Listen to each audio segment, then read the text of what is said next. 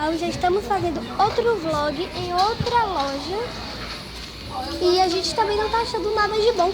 Eu gostei um pouquinho desse vestidinho. Calma, uma boneca você não pode ficar feia, calma. Ai, eu gostei desse vestidinho. Oi? Gente, que perfeito, mãe. Olha que lindo.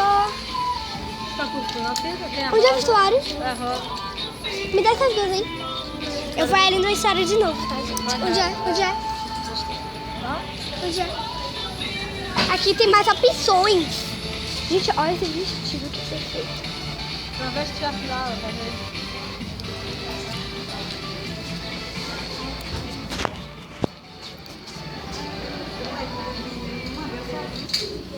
Já estamos aqui em outra loja.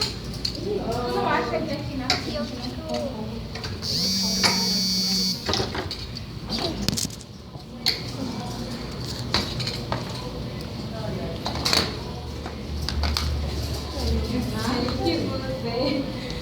Vamos ver primeiro a saia.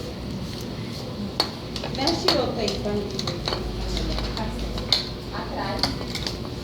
Não, vesti outra calça. Já vi. Tá certo. Mais de outro modelo, né?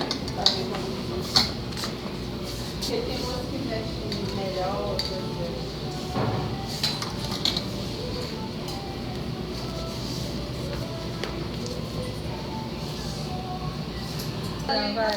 A saia ficou assim, minha mãe não gostou. veste outra. Essas coisas assim, Esse daqui ficou pior, tá?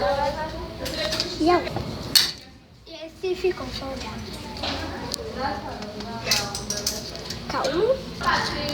Prontinho, pessoal. Agora vamos dar ali. Moça, o cartão. Ô, Patrícia! Tá chamando aqui, ó.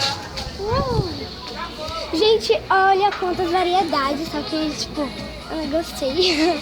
Tem várias variedades boas aqui, gente. Só que cada uma com sua cor, né? Tipo...